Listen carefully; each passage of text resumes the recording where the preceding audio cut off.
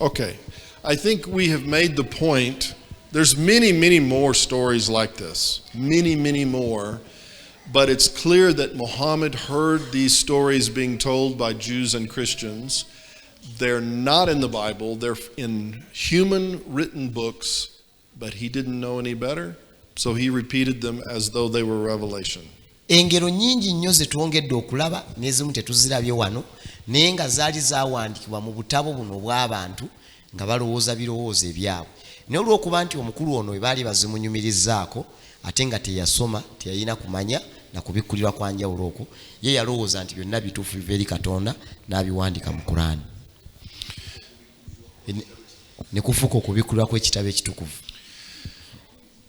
We have seen already many instances tulabye mu ngeri nnyingi nnyo ebintu bya mirundi mingi where Muhammad is in some kind of trouble nga tulaba Muhammad mujjukira buli we yafunanga obuzibu and a revelation comes to get him out of trouble.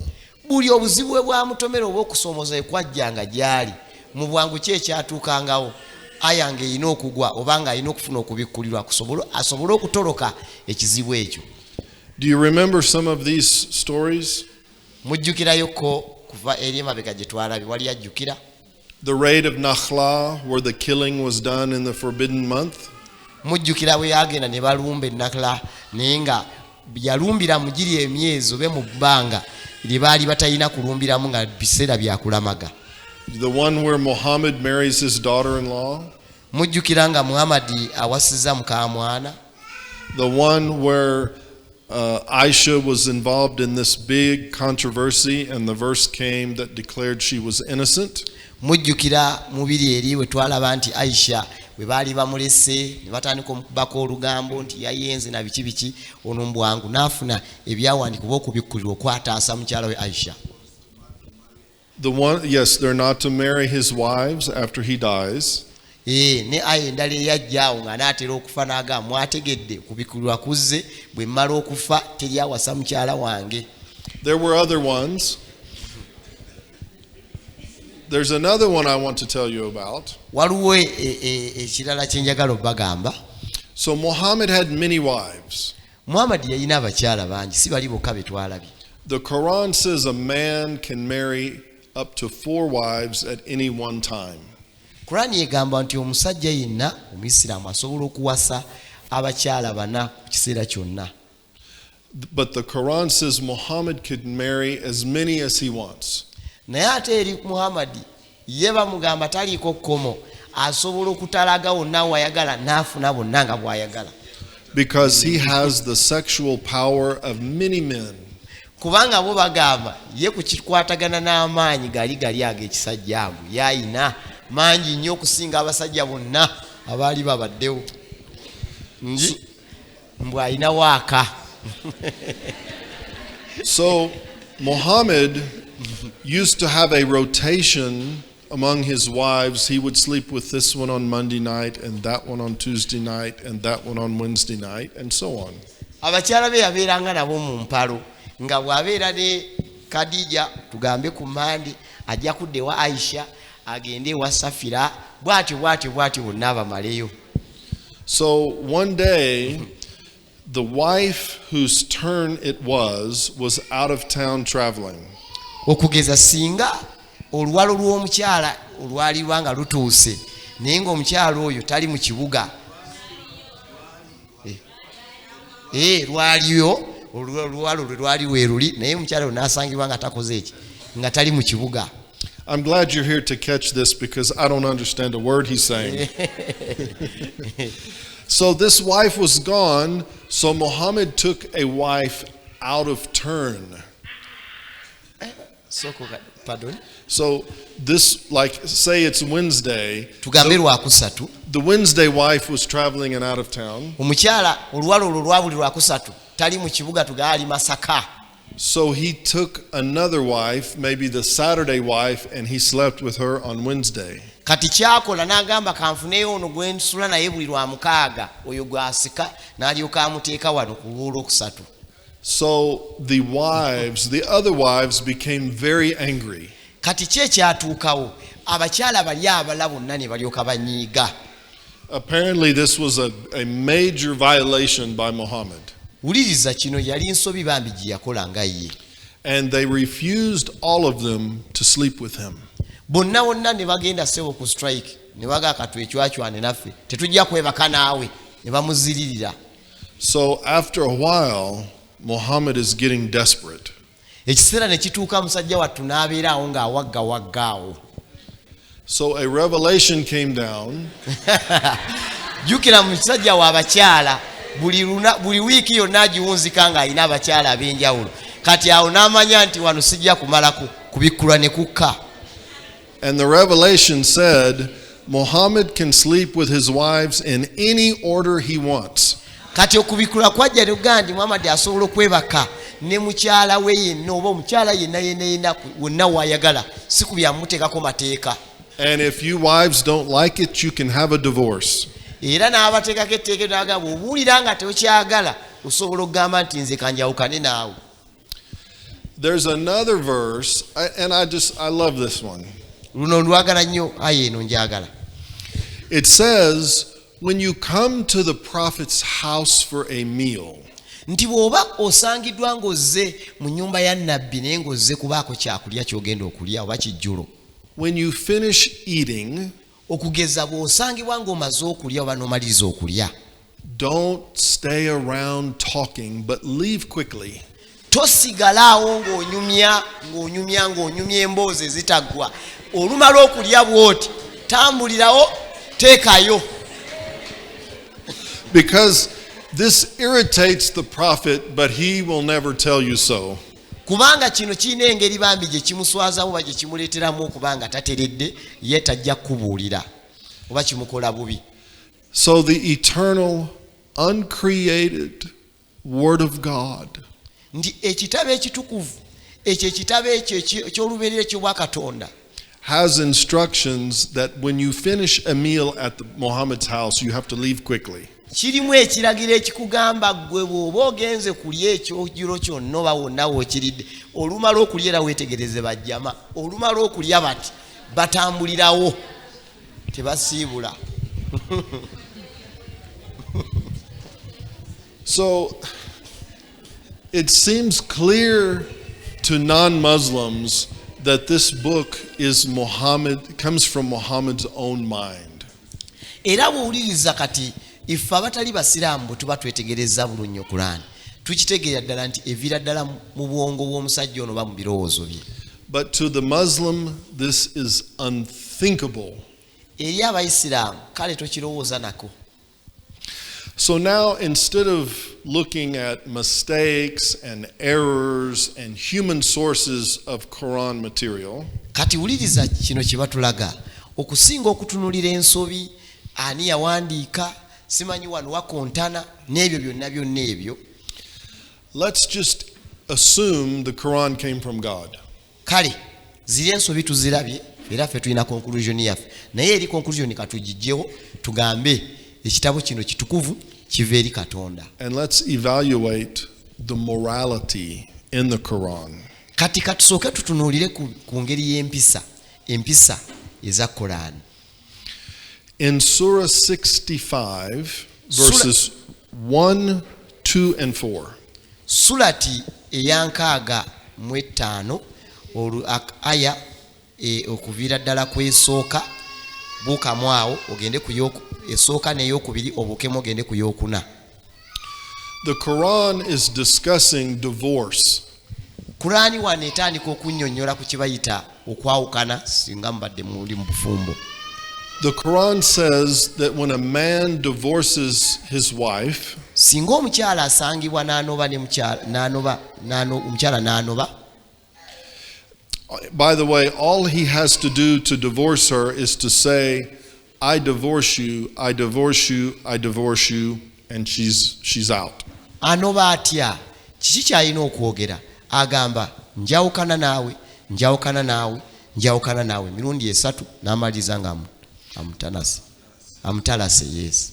When I lived in Dubai, Bwe nabeera e Dubai there was a Supreme Court case, waliwo omusango ogwa kooti ensukkulumu. and the question was, Is it effective if a husband texts his wife and says, I divorce you 3 times? Nti ekyusango guno baali babuuza kino kiri mu mateeka singa oli ayagala okwawukana ne mukyala we n'amusindikira kasamasa oba ka message ng'amugamba emirundi 3 njawukana naawe mu mateeka kikola kyali kibuuzo kya mateeka. The court ruled that's effective. Kooti n'esalawo bulunyo n'egamba nti kinywerera ddala era kikolera ddala mu mateeka. The woman is out on the street, she gets nothing. Bambi omukyalo oyo bw'aba asangiddwa tugambe ng'ali ku lugendo oba ng'ali ku street tabeerako kyaweebwa era tabeerako kyafuna. But back to what the Quran says in Surah 65. Kati bwe tuddayo eri mu surati ey'enkaaga When a man divorces his wife, there's a waiting period before the divorce is officially final. Nti singa omusajja waba wakubanga ayawukana ne mukyala we wabeerawo akaseera ako ke batugaba ka grace period ako ba n'alabulwa oba na biki bikyoba ak'okulindirira nga tebanaba kwawukana naye. The waiting period is 3 menstrual cycles. Era ekiseera ekyo ekyokulindirira kibeera kiri ekiseera omukyala kyayingira mu nsonga naye ng'aziyingiddemu emirundi 3. And this is so that to make extra sure that she is not pregnant. Era kino kikolebwa okakasibwa ddala nti omuntu ono tafuna lubuto oba tagenda na lubuto. Because the husband automatically gets custody of any children. Kubanga singa omukyala yenna amaliriza n'afuna olubuto n'azaala kiba kitegeeza mu mateeka omusajja ono alina akakwate ku mwana oyo era aba alina omulabirira buvunaanyizibwa bwe. So this is to make sure that she is not in the beginning stages of pregnancy, she goes off somewhere and has the child and the husband doesn't end up getting custody of the child. Era wuliriza wano bakakasiza ddala kyovula abakutwala empale alina okuyita mu menstruation periods ezo oba okugenda mu nsonga emirundi 3 okusobola okukakasiza ddala nti tamala gagenda atagende oba yinza okugenda naye ng'agenze ng'alina olubuto. So batwalira ddala ekiseera ekyo n'ayita mu gundi 3 ezo. So the waiting period is 3 menstrual cycles. Ekiseera ekyo ekyokulindirira balina okulindirira n'ayingira mu nsonga kwa mirundi 3 oba mu myezi 3 n'agenda mu nsonga emirundi 3. So Muhammad gives this revelation, and then someone standing nearby said, but Prophet, there's 3 categories of women that this revelation does not address.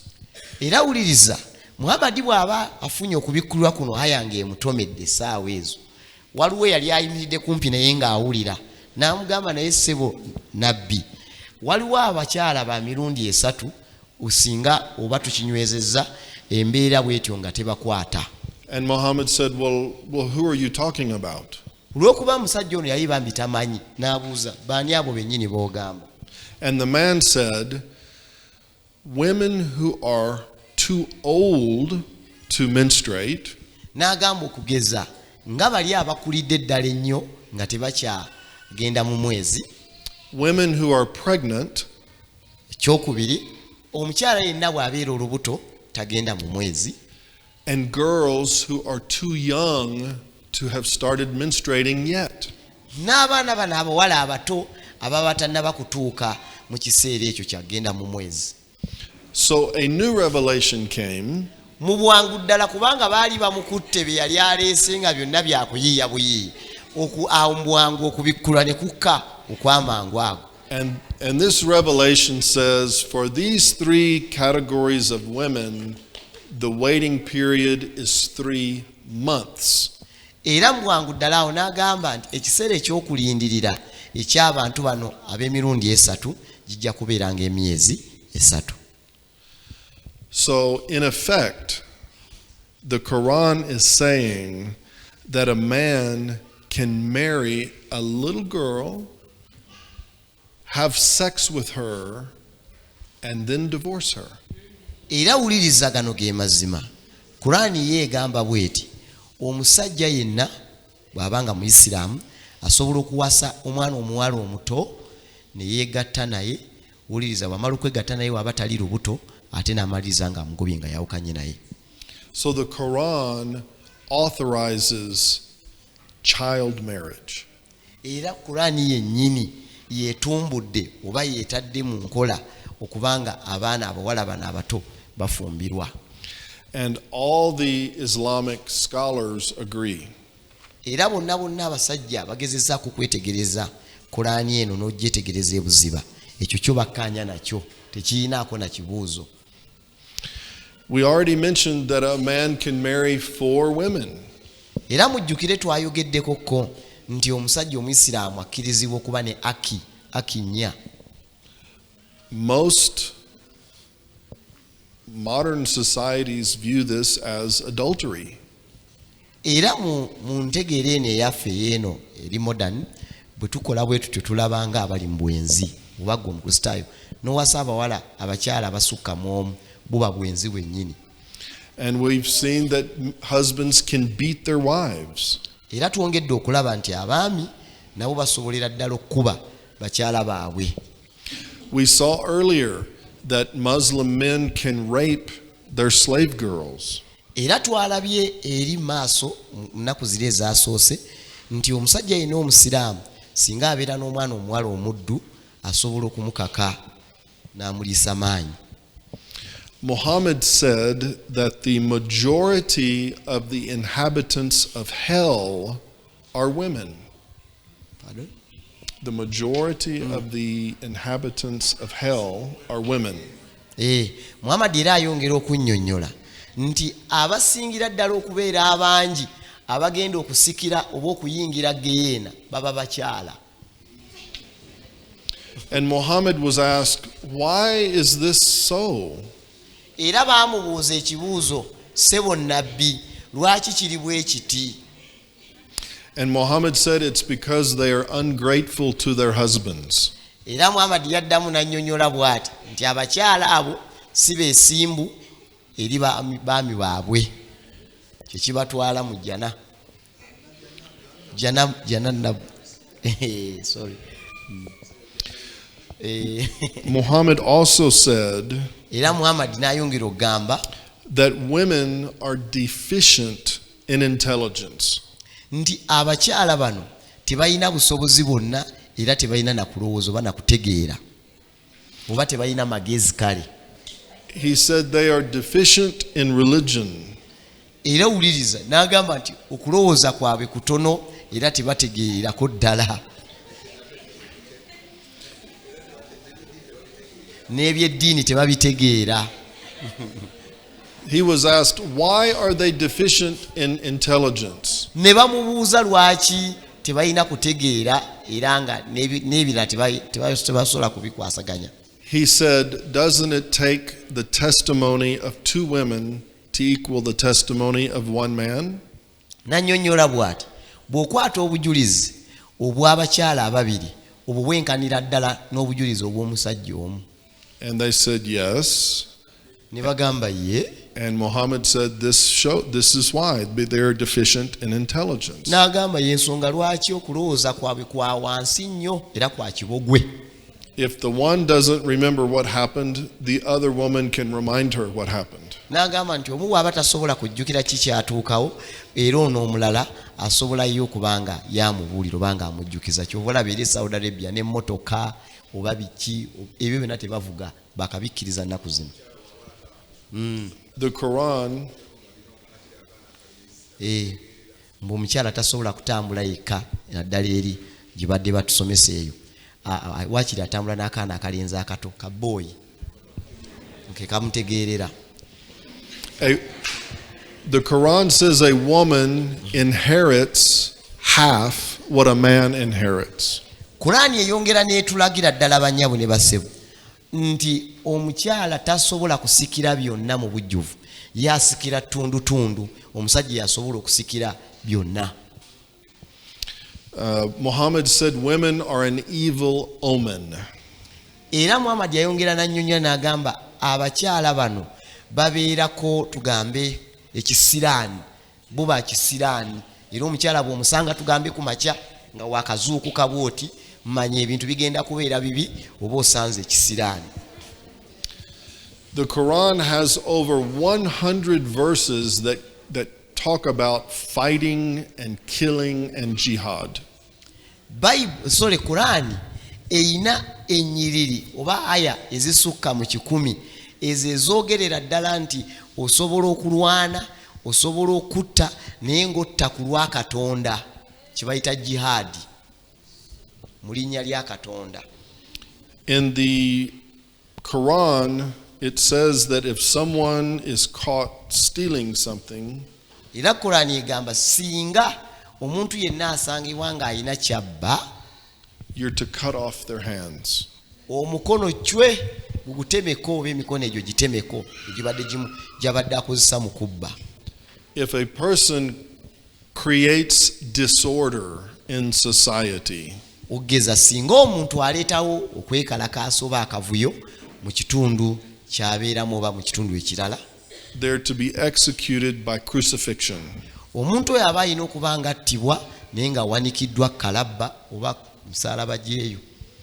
If a person is caught drinking, they're to be killed by hanging. Era singa omuntu akwatibwa ng'anywa omwenge, oyo alina okukwatibwa ate bamuwanike ku kalabba waggulu, bamuttana kalabba nga bakutaddemu omuguwa. If a Muslim converts from Islam to any other religion, he gets the death penalty. Era singa omuyisiraamu yenna oba omusiraamu akyuka okuva mu siraamu n'agenda mu ddiini endala, oyo ekibonerezo kuba kufa, teri kuwoza oba olina kuttibwa. So it appears to me Kino kindaga nga nze that the morality of the Quran empisa eza Qurani is very primitive, very ugly, and there's a lot of immorality that is authorized in the Quran. empisa zaabwe zaabali eri abantu abataasoma, abatali mu buyivu, ziri primitive, ate etumbula nnyo ebyobwenzi n'engeri eyo y'okubanga tewaliwo mirembe n'okubanga wabeerawo okulwanagana. In fact, doesn't it seem to you Gwe tolowooza nga gwe that the morality in the Quran looks like the morality of men in 7th century Arabian pagan tribes? gwe tolowooza nga gwe nti empisa oba n'enneeyisa eyo gye tulaba mu Qurani eringa empisa ey'abasajja abaali babaddewo tugambe emyaka nga 7 egiyiseewo, emyaka nga 7 okuddayo emabega, empisa eyo nga bwe beeyisaamu, baagobanga bugobi, ebintuntu bwe bityo, baakakanga bukasi bakyala, embeera bwetyo nabwe yenneeyisa gye beeyisaamu. None of this sounds like it has come from a holy, perfect, just, loving God. Era bwe twongera okutunulira empisa zino teziwulikika kuba nti zivudde eri Katonda oyo omwesimbu, Katonda oyo ajjuddemu okwagala, Katonda oyo omulungi. Amazima teziraga nti mpisa ziva eri Katonda. There's a whole lot more we could say about the Quran, but this is, I think, sufficient for you to understand sort of a summary of what the book is about. Singa tutandika okutunulira Qurani eno tuyinza obutagivaako, naye nzikiriza bwe nti ngezezzaako okubanga mbawa ebyo ebinyusa ebikulu bye tusobola okubanga tuyize mu Qurani. The Quran says very little about how a Muslim is to live. Qurani eyo yogera kitono nnyo ku ngeri y'omuyisiraamu oba omusiraamu gy'alina okubanga atwalaganyamu oba akwasaganyamu obulamu. So Islam needed another source of authority that would tell Muslims how to live their daily lives. Kati era bwe baatunuulira ne beetegereza naga nti wano akabonero tuba tukagudde, ne babanya nti twetaagayokko ku bitabo ebirala be tusobola okwesigamako ebisobola okunnyonnyola omusiraamu nga bw'alina okubanga yeeyisa n'engeri y'okwasaganyamu obulamu. Also remember that Muslims view the Quran as containing all the information that anyone would ever need to live a successful human life. Teweerabira nti abasiraamu bo bamanyidde ddala bwe bati nti Kulaani erimu byonna omuntu yenna byeetaaga okumanya na buli ngeri gy'asobola okwasaganyaamu embeera y'obulamu bwe bano ne byonna byetaaga okutuukako. So after Islam conquered all this territory that we looked at yesterday, mangu ddala nga tulabye olunaku lwa jjo mwalabye Obuyisiraamu bwe bwamala okuwamba amatwala ago ag'enjawulo mu bifo eby'enjawulo ne baba nga batuuse nene waffe mu Africa. they initially applied the law of whatever society had been there before.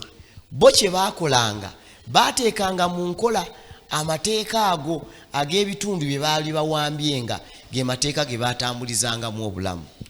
But they thought God must have, in the Quran, given us all the laws that we will ever need. Era baalowoozanga nti Katonda yakiyinzika okubanga buli tteeka lyonna lye twali twetaaga okutambulizaamu obulamu alina okubanga yali alituwadde. There must be an Islamic law, God's law. Era baalowooza bati walina okubeerawo amateeka oba etteeka eryo naye nga lya Kiyisiraamu. But when we look in the Quran, we see very little about law. Era bwe tutunula obulungi nnyo mu Kulaani tulabayo bitono oba oyinza n'obutalabiramu ddala tteeka lyonna lye baleeta. The entire Quran, the Quran talks about contracts, for instance.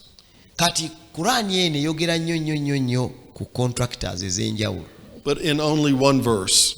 Naye ate wuliriza bannyabo ne bassebo ekyogererako mu gundi mu aya emu yokka.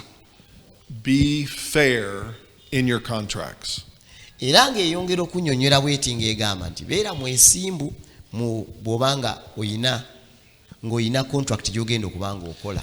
This doesn't give very much guidance on contract law. Kati singa omuntu bambi agenda kubeerako contract gy'agenda okufuna oba okukkaanya kwagenda okuyingiramu n'omuntu mu ngeri oba ya byabusuubuzi tewaliwo kunnyonnyola kwonna kuba mugamba kyayita ku ngulu. So to solve this problem, the scholars said to themselves, Kati okusobola okugonjoola ebizibu bino ebiyinza okujja oluvannyuma lwa ebyo kye tulabye abayizi abo babakakensa ab'ebyobusiraamu baatuula wansi.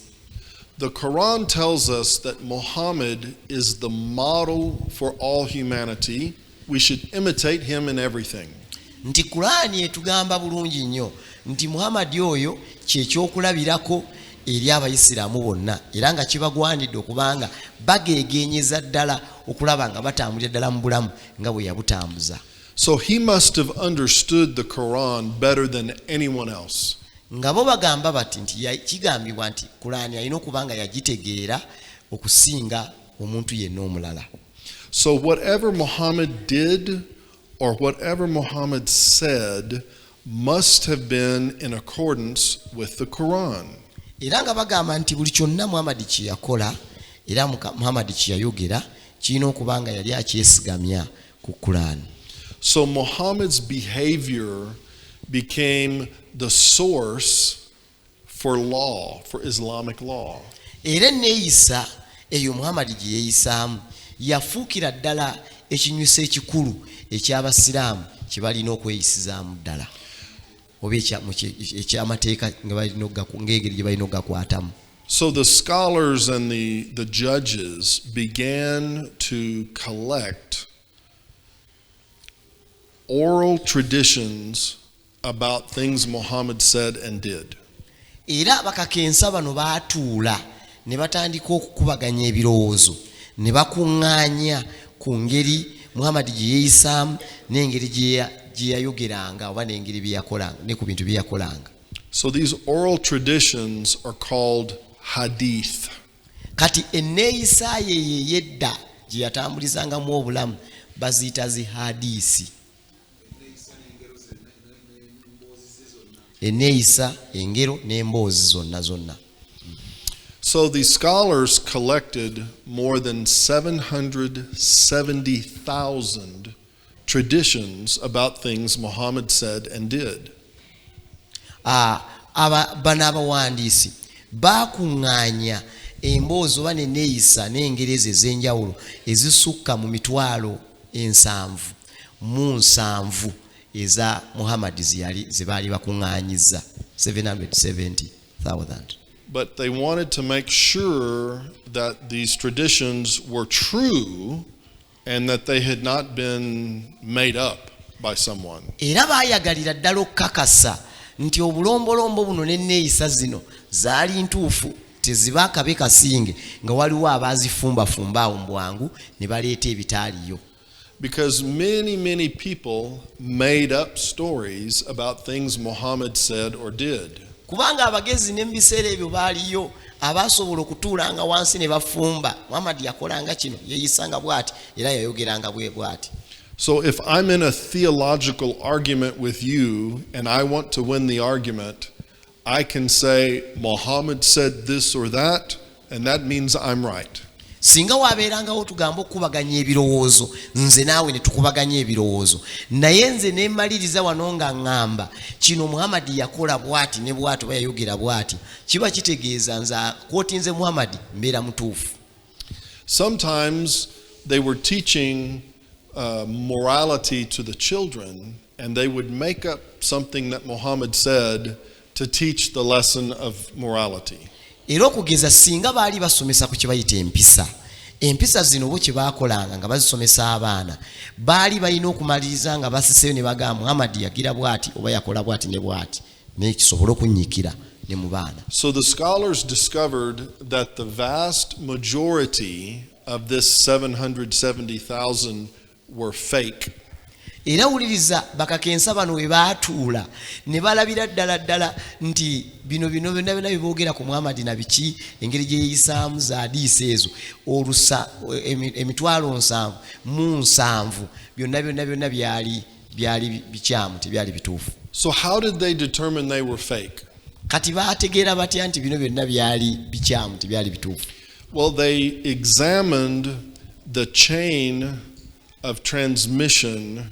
In other words, my father told me Muhammad said this, and his father told him that story, and his father told him that story, and you trace it all the way back to Muhammad. Bagoberera kati bakozesanga kino, bagobereranga ennyiriri, naye nga akanyiriri kantugambe jjajja wange ow'omulembe oba mirembe nga 10 emabega yayogera kino, naye n'akibuulira mutabani we oyo naye abajjajja, naye n'akibuulira oyo, naye n'akibuulira ne kijja nga kigoberera. Kati bagoberera olunyiriri olwo mu bulambulukufu bwabyo balabe oba bijja birambulukufu bulungi. So they would do things like John told Paul told Mark, but Mark died before John was born, so we know he could not have told him. Kati okugeza bakozesanga enkola eno, Yokaana yabuulira Makko n'abuulira Pawulo, naye ate wuliriza wakati awo nga ono Pawulo agenda kubuulira ono yamaliriza n'akola ki, ono Pawulo n'afa. Kitegeeza oli teyafuna kinyusi kyennyini oba teyabuulirwa. And so if that happened, if there was a gap, they ruled that it was a fake hadith. Kati wakati awo baalaba mu nnyiriri ezo nga ono omu teyabuulirwa, nga bamanya nti hadiisi ya evudde mu lunyiriri bwe ruti eyo nfu. Sometimes there would be someone in the chain who had low character. Okugeza si endala engeri gye bawandulamu hadiisi endala enfu. Singa oli mugambe mu lunyiriri nga aleese najja nga azirambulula bulungi nnyo, naye nga muntu wa wansi, low character, neeyisa ya wansi, si ya kikungu oyo, si ya kintu kiramu. Or maybe someone in the chain believed some false religious doctrines. They believed in some heresies. Oba singa tugeze mu lunyiriri olwo yaleeseza hadiisi yazirambuludde bulungi nga kale agigireese yennyini egyemutuuseeko, naye nga yali ayinamuko embeera z'okukkiririzaamu mu njiri oba enjigiriza ey'obulimba. This would create some doubt about whether this was a true hadith or not. Olw'okuba nti ono yali yeekusizaako ku by'obulimba, kiba kibaleetera okubanga nabo kibaleetera okubuusabuusa. So eventually these scholars divided the hadith into 4 categories. Kati mangu ddala nga bamaze okugenda nga basunsula bagenda bakasukka ennungi bazireka kati bamaliriza nga bazaawuddemu mu bitendera gya mirundi ena. So the 4 categories are reliable, Esookera ddala kategori esooka zisobola okwesiganzibizibwako ziri reliable. pretty good, Ekyokubiri nga zo nnungi nnyo nnyini ddala pretty good. doubtful, Nga tezibuusabusibwa. and fake. Wuliriza n'ezisembayo n'ezitali nkyamu. N'ezitali nkyamu. So N'enkyamu. Okay. these hadith Hadiisi zino provide all the information that a Muslim needs on how to live. zino zirimu obubaka bungi nnyo era nga butegeeza omusiraamu nga bw'alina okutambuzaamu obulamu. So you remember me saying over and over with regard to the 5 pillars, there's many rules and many regulations about these 5 pillars. Mujjukira nga twogera ku mpagi ziri 5 zirimu obulombolombo bungi obuteekateeka bungi engeri gy'okkirira bwoti engeri gy'ogiramu olugalo luno nga bwe baatulaze n'ebirala baabitulaze jjo. So all the rules about the ritual prayer and the washing, Kati amateeka ago oba obulombolombo bwe balina okuyitamu okunaaza mwalaba engeri gye banaazaamu emikono gino ne baba mu maaso ne bakebera bagira mu matu ne beeyisa mu feesi ate ne bazza ebintu bwe bityo. all the rules about the fasting and the pilgrimage, Amateeka gonna ag'okusiiba kulamaga they all come from the hadith. ezo gonna bw'okebera mu Qur'an tegaliimu kati ate byo obisanga eri mu za hadiisi. Do you know why so many Muslim men wear a beard? Wali otegeddeko abasiraamu lwaki balina zi sunna? Because Muhammad wore a beard. Kubanga ne Muhammad naye mwennyini yalina ekirevu bakiyita sunna mu Siraamu, balina sunna. The hadith tell you when you enter the toilet, which foot do you enter with first? Era hadiisi ezo zitutegeeza bulungi nnyo bw'oba oyingira tugambe eri mu kaabuyonjo kigere ki ky'osoosaayo ng'oyingira. The hadith tell you how to brush your teeth. Era hadiisi ezo zongera okunnyonnyola n'engeri gy'olina okusenyaamu amannyo. The hadith tell us what bush provided the twig that Muhammad used to clean his teeth. Era hadiisi zongera otunnyonnyola kibira ki oba nsiko ki Muhammad gye yagenda n'atema tugambe akati ke yakozesa okubanga akozesa ng'omuswaki kusenya amannyo ge. When you go into a store in the Muslim majority world, you can buy a package of twigs from that kind of bush. Era wuliriza bw'ogenda tugambe eyo gye batereka bigundi byabwe na biki basobola okuwa package namba oba mu supermarket gye batunda obusenya bwabwe bakuwa ku kinyuso baku sample yennyini yakozesebwa Muhammad nga akola ki ng'asenya amannyo. Muslims don't read the hadith books, they just learn the rules from their parents and grandparents. Abasinga ezo za hadiisi tebazisoma naye bw'obaziyiga zitya babiteeka batya mu nkola babiyigira ku bazadde baabwe oba ne ku bajjajja ab'enjawulo. Of the hadith that are of the reliable category, Kati tugenda kuddayo ku ziri batugeza mirundi ena waliwo kategori era esookera ddala nti olina okuba nga osogyeesigamako. there are 6 collections that are highly regarded and recognized by all of Islam. Waliwo okuŋŋaanyizibwa okwa ziriisi ezo za mirundi nga 6 abasiraamu bonna nga bazisaamu ekitiibwa era nga bakola kibakkiriza.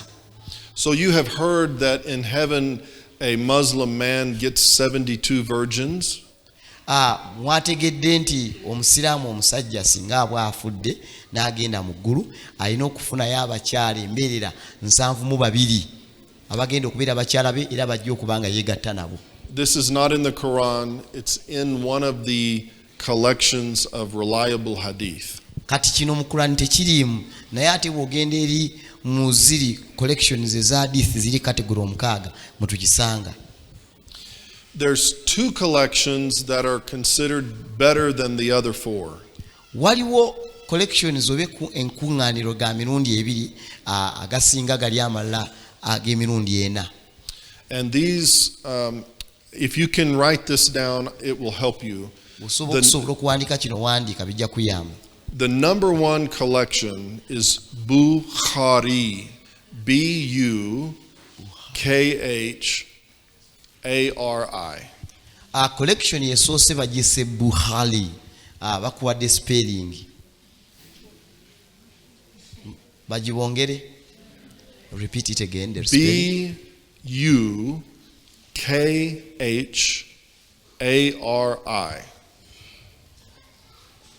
Ye spelling yeyo.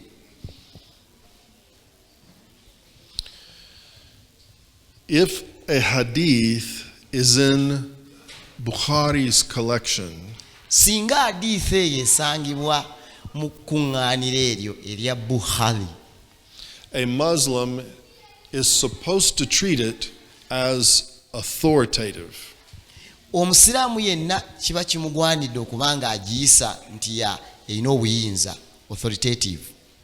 However, if you are in discussions with a Muslim and you read some hadith from Bukhari, bw'oba tugambe muli mu kkubaganya ebirowoozo n'omuyisiraamu n'ogendako mu Bukhari collection eya Bukhari n'osoma hadith ezo, and it makes Islam look bad or Muhammad look bad, naye nga hadith ezo zigezaako okulaga obusiraamu nti bubi oba ne bulaga nti Muhammad mubi, they are almost certainly to tell you that the hadith are optional. You can believe them or not believe them. Banguwa mu bwangu okutebuka era bakugamba nti wadde ziraganga nti obusiraamu bubi oba Muhammad mubi, bangu okuga nti osobola okuzikkiririzaamu oba obutazikkiririzaamu, so si kikulu. But they are supposed to believe them. Naye nga wuliriza bagwanidde okubanga bazikkiririzaamu. Now, in the chain of transmission that goes all the way back to the companions of Muhammad, bwe tuba nga tugoberera eddala ddala ennyiriri ne tuddira ddala ddala eri emabega okuvya ddala ddala ku bali eri abaali bakyala ba Muhammad, these companions were the ones who said, I heard Muhammad or I saw Muhammad do something. bakyala ba Muhammad bano be bannyini be baayogera ne bagamba nayo nalaba Muhammad ng'akola kino oba namulaba ng'ayogera kino oba namuwulira ng'ayogera kino. One of these companions that is the source of thousands of hadith, omu ku be tugamba nti be bavaako za hadithi zino ez'enjawulo kubanga zaawandiikibwa, was only 9 years old when Muhammad died. yalina emyaka 9 mu kiseera ekyo Muhammad we yafiira. So we are supposed to believe that a little boy could accurately describe things he heard Muhammad said and do. Kati awo naffe kituwa okubuusabuusa ne tugamba embutuufu, ono ebbujje w'emyaka 9 asobola atya okubanga ajjukira ng'ayogerera ddala byennyini Muhammad bye yali ayogedde ne bye yali akola? Now there were other companions as well, but this was one of the primary ones. Waliwo abakyala baali bangi nnyo naye ono yali ekinyusi. Another companion lived around Muhammad for 3 years. Omulala be bamu kubeetooloola Muhammad emyaka nga 3. And he is the source of like 5,000 or 6,000 hadith. Ono yali mwami teyali mukyala, abamu ku baali abamuli ku lusegere y'omu ku baawandiika za hadith ezo mu bungi bwazo ezisukka nga mu 3. I've been married to Susan 3 years. Twakaba mu bufumbo ne Susan emyaka 3. And if you ask me, write down 5,000 or 6,000 things you've heard her say. Singo ngamba nti mpandiike ebintu tugambe 300 oba 600 ebya Susan. yali ayogedde. I could not even begin to come close to that. Sisobola na kugezaako kuba nti ntuuka ku kigero ekyo. So it's pretty hard to believe that someone could produce 5,000 or 6,000 statements by Muhammad over the course of 3 years. Kizibu nnyo okukkiriza nti omuntu asobola okuba nga ajjukira oba nga asobola okuba nga awandiika ebintu ebisoba mu 5 oba 6 naye nga byonna abijjukira n'abiwandiika ne bw'aba nga mukyalawo nga amazina akuvaako tosobola kujjukira nti bwati bwe yakubanga ejjiiko akatululu yakateekanga wali bino engoye yazigololanga bwati. Kizibu okubijjukira ebyo. So in the remaining time that we have, I want to read you some of these reliable hadith. Akaseera ke tusigazaayo akatali kangi munzikirize mbasomere ku hadisi zino zisobola okwesigamako zibayise reliable hadisi ezo entonotono si zonna. Now remember, most of these hadith are relatively serious and they provide important information for the Muslim. Era wuliriza za hadisi zino ezisingira ddala okubeera ennyingi ziri serious ate nga zivaamu obubaka bungi nnyo abasiraamu bwe bagoberera. But some of these hadith are rather silly. Naye kano kawulire mulimu ate za hadisi ezisinga era ddala okuba ennyingi nazo nga nazo za busiru temuli magezi. And so just for fun, we only have 10 minutes. Just for fun, let's look at some of these hadith that are silly. Kasita tusigazaayo eddakiika zaffe nga 10 katutunulire ku zino za hadisi ez'obusirusiru ezo bannaffe mwana tuzoze bateekako ebirowoozo byabwe n'obudde bwabwe bwonna ne babumalira okwo ze tugenzeemu kati.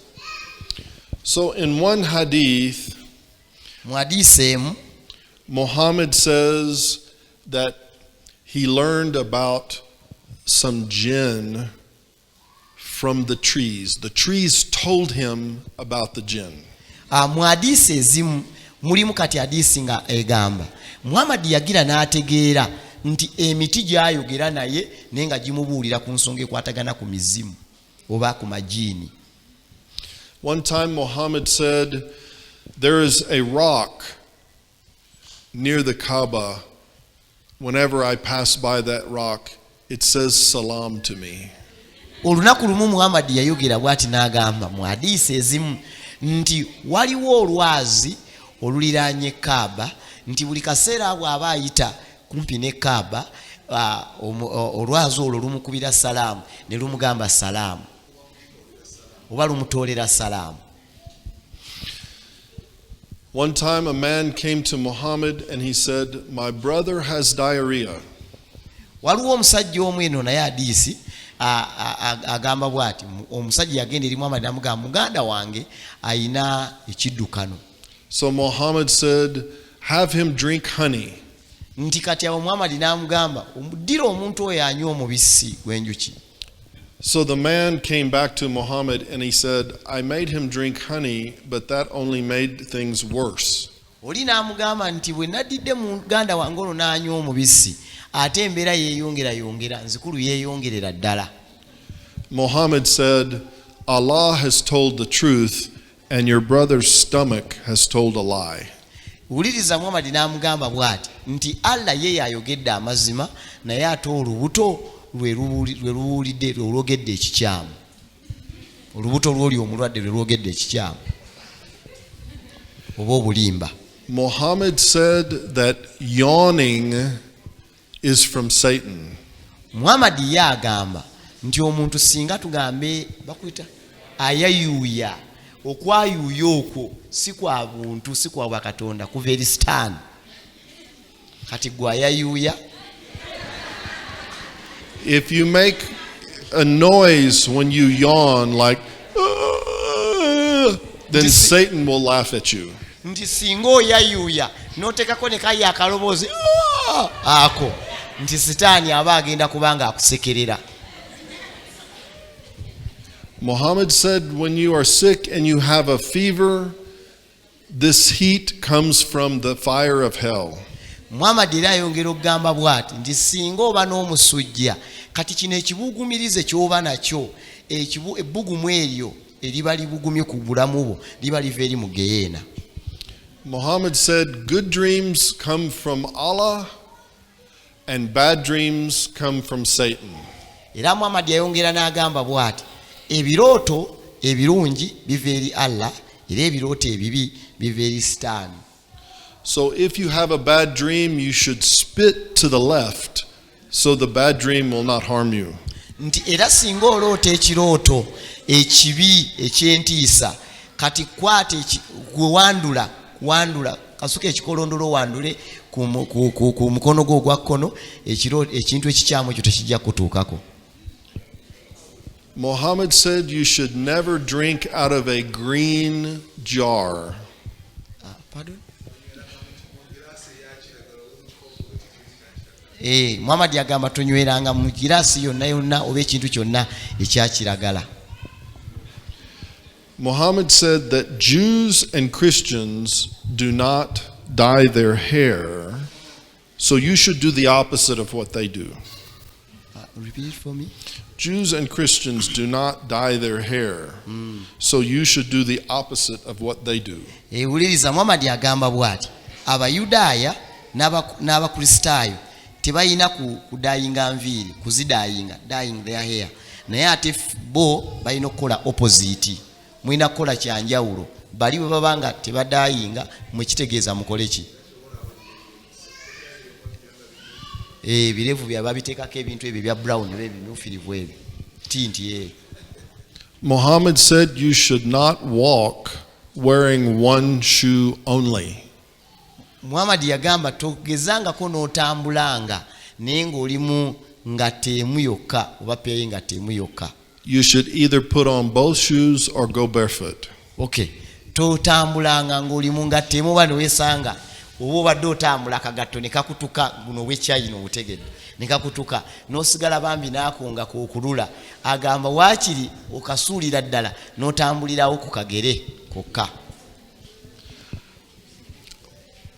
Muhammad has cursed the lady who uses false hair. Muhammad akolimidde omukyala yenna akozesa false hair. Akozesa enviiri z'ekiwaanyi kati gwe ayambala ebiwaanyi.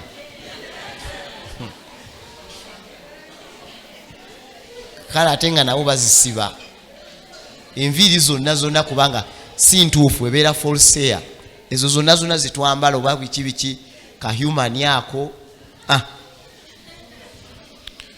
Muhammad said, when you are having sexual relations with your wife, Muhammad yagamba woba wakubanga wakwegatta ne mukyalawo, you should say, in the name of Allah, gwe olina okubanga weegatta naye naye ng'ogamba nti neegatta naawe mu linnya lya Allah.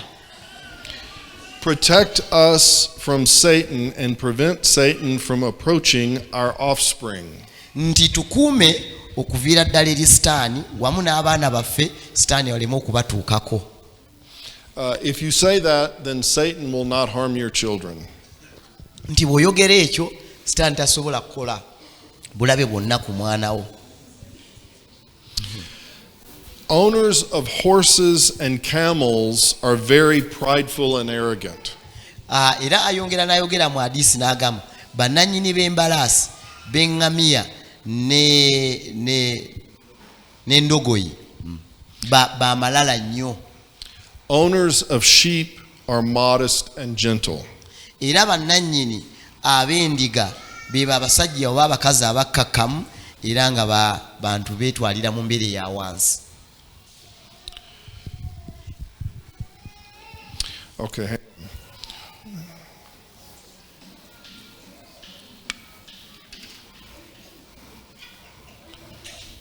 No, I'm not going to say that one.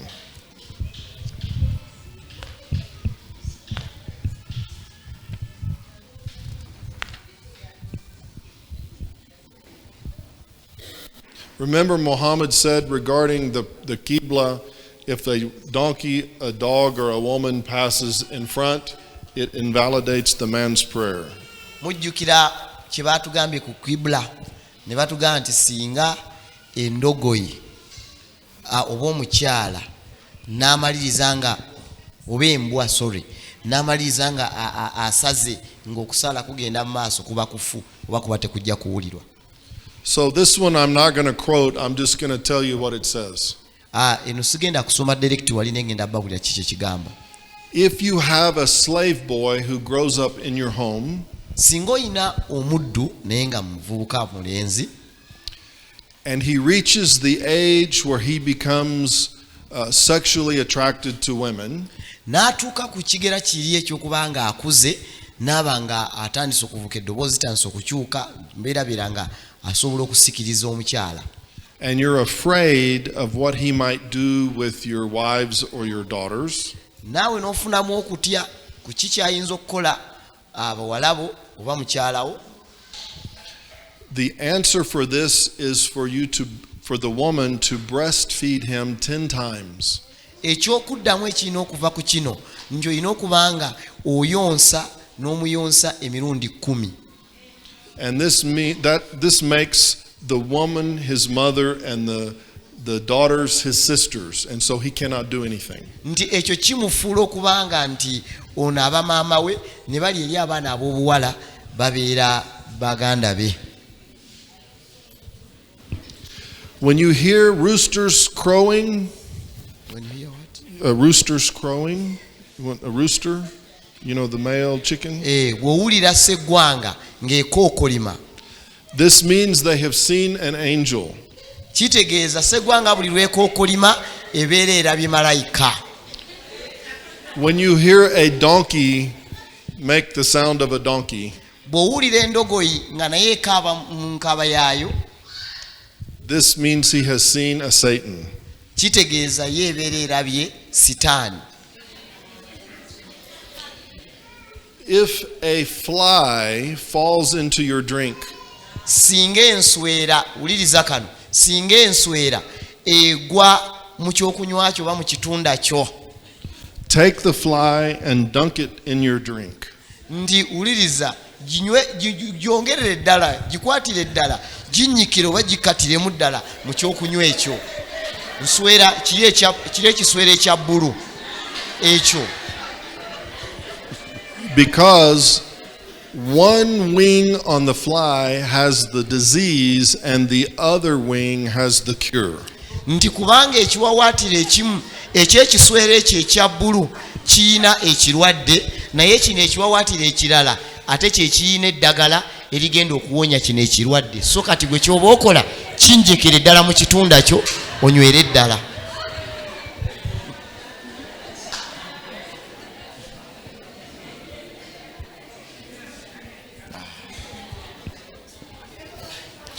So someone was telling Muhammad, waliwo yali agamba Muhammad, this person slept in the morning and did not wake up for the call to prayer.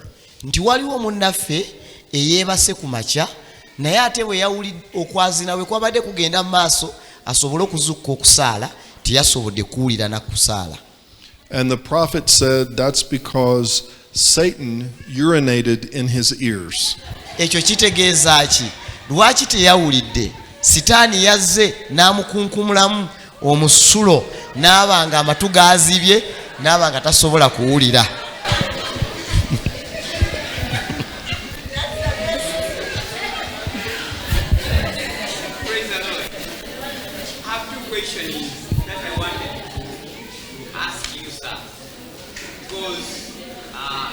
When you were teaching us yesterday, you talked about the hijrah.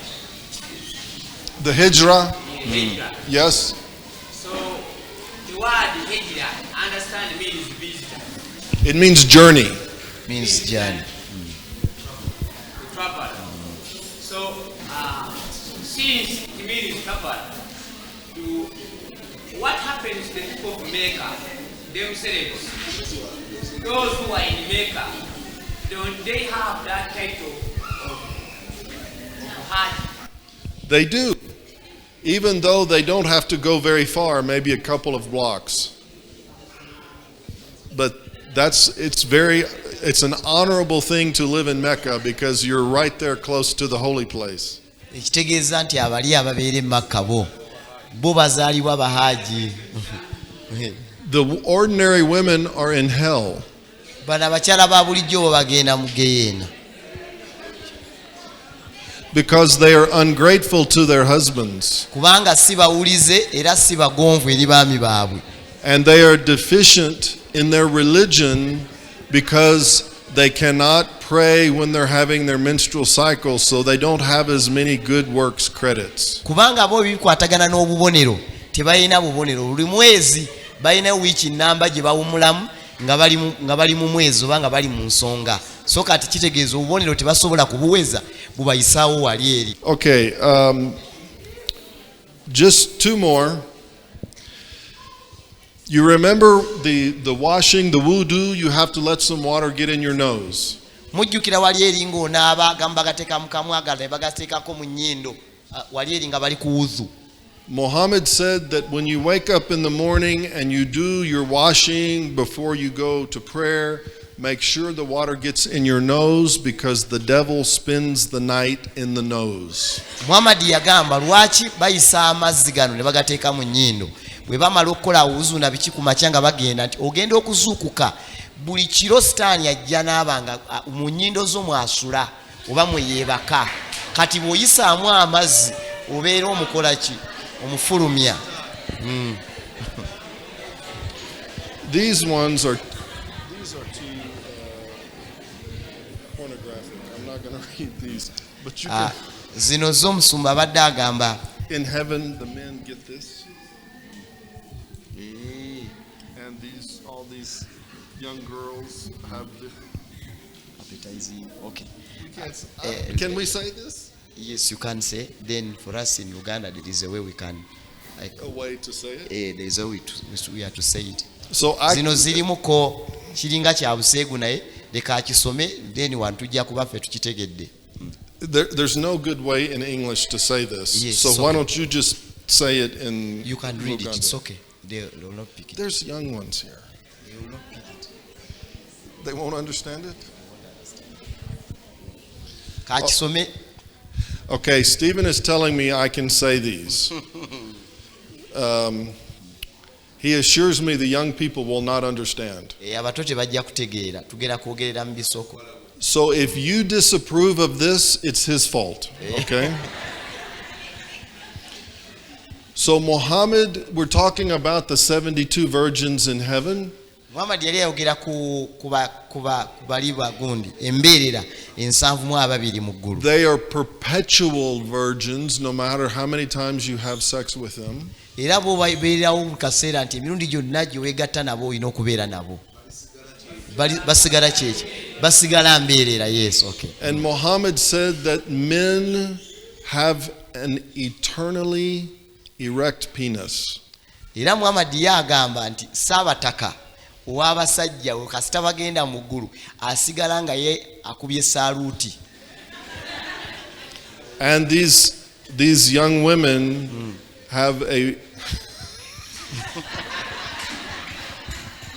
I don't think I can even say it. Something about them that's very delicious.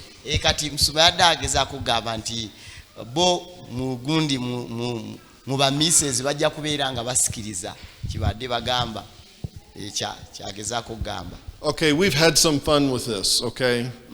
But this is just for fun. Bino tubadde tubyogeranga.